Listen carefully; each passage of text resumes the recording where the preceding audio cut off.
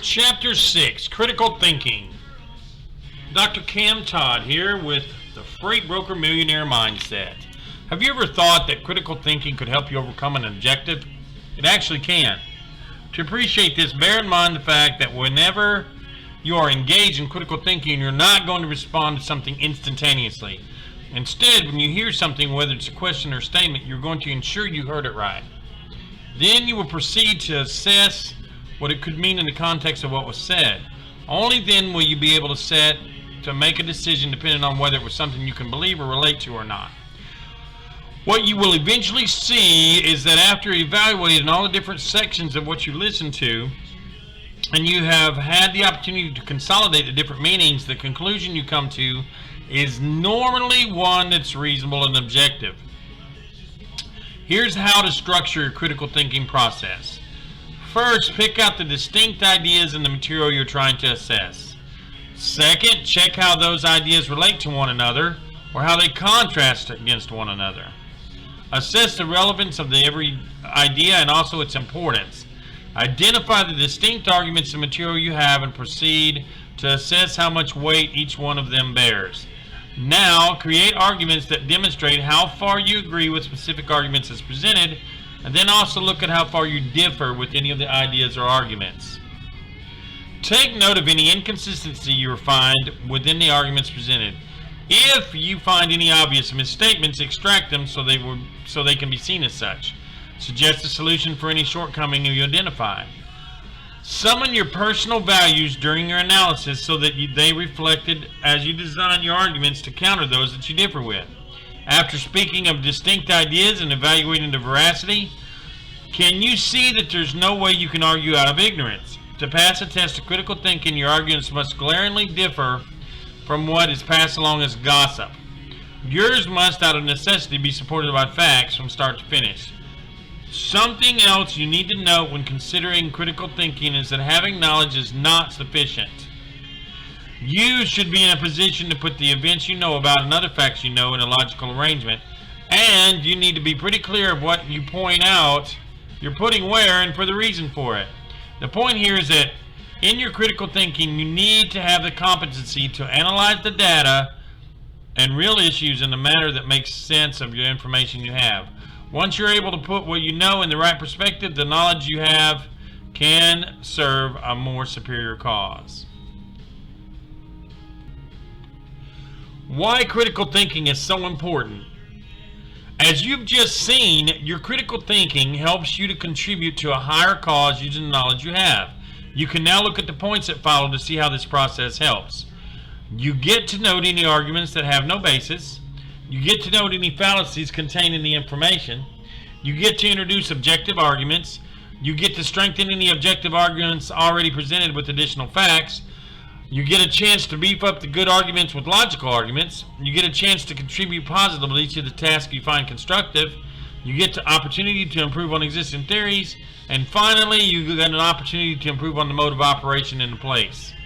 You get an opportunity to modify the way institutions run and to enhance their strong points. In essence, therefore, anytime your knowledge is needed and it's important it's analyzed and assessed with objectivity, critical thinking comes in handy. Does critical thinking hinder creativity? No, it does not. On the contrary, many critical thinkers are adept at thinking beyond the norm, beyond the surface, beyond the scope ordinary folk may think are essentially thinking outside the box. That is, without dispute, being creative, innovative, and probably the most adventurous with your imagination. In short, the fact that you're called upon to use logic when thinking critically does not disqualify you from being creative. What you cannot afford to be, even with your own imagination, is reckless. Instead, you evaluate points, and if they do not make sense under the circumstances, you let them go. Fruits of critical thinking, streamlining thinking. By streamlining, what is meant is giving your thinking direction. You will appreciate how important it is when you consider that you very likely do not have the monopoly on certain information on which you are basing your arguments. As such, it is what you have as your values and your level of competence as a critical thinker that determine the kind of argument you come up with and how helpful that argument will be to all involved. Or do you think legal experts lose cases because they have inadequate information? For most part, that isn't the case. Often, one party is better at critical thinking than the other, or personal values of one party are loggerheads with those of the jury, and thus the two sides cannot concur. Some information, some statutes, yet different arguments and varying deductions. The same logic is in play in other fields such as business, policymaking, and so on. When serious decisions are to be made, research is conducted in order to gather data and information. It is analyzed within the perimeter of critical thinking, and then final decisions are made, helping to improve the global economy. When you are dealing with market forces today and resources that are available, and also locations where the resources are found, you need to have the data available that is well analyzed in order to form useful information. Critical thinking is central to this process, otherwise you would have resources underutilized, others overemployed, and yet others misused. With critical thinking, for example, you get to determine whether it's viable to put up a factory in one location or another, and if it is economical to use labor-intensive methods of production as opposed to mechanical-based processes. Such basic considerations can lead you to putting up an industry in County A as opposed to County B, and even exports products of Country B to another country. Mark you, critical thinking proposes that you're ready with enough information to help you make decisions that are going to do necessary research in regard and know what your criteria you need to explore. Have you noted the implication here that you do not use crude data for your decision making?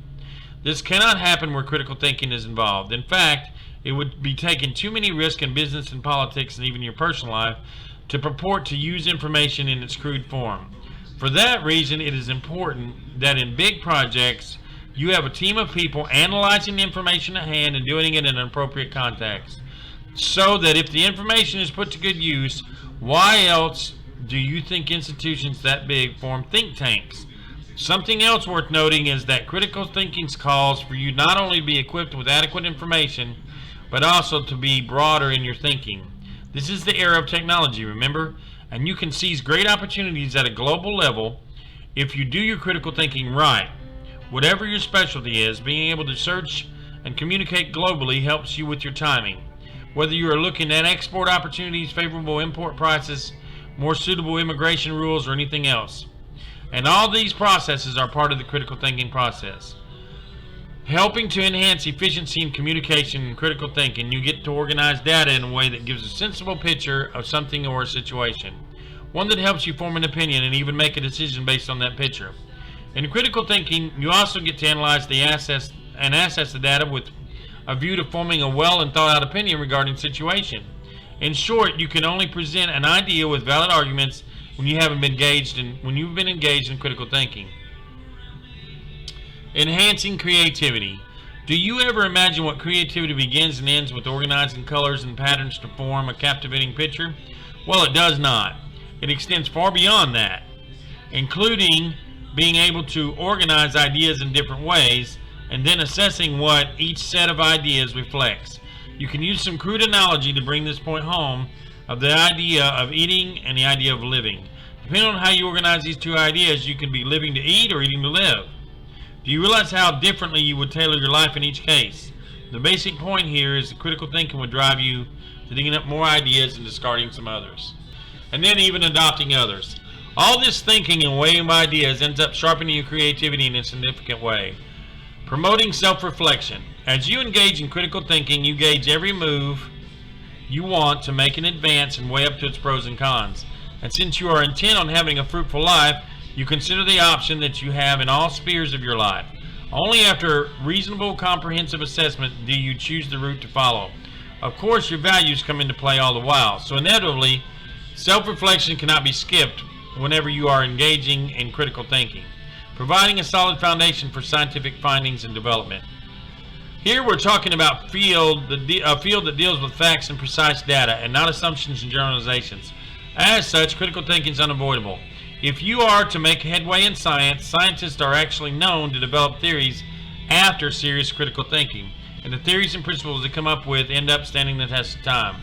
Think of the law of buoyancy, the law of reflection, the oxygen theory of combustion, and such theories, providing grounds for democracy. Well, without introducing politics into the issue of critical thinking, you will appreciate that being able to make an informed choice of your own volition is part of democracy. In fact, how can one contend there is democracy at work, for example, if information is not being disseminated in its correctness in whole and timely manner and to those engaged in voting?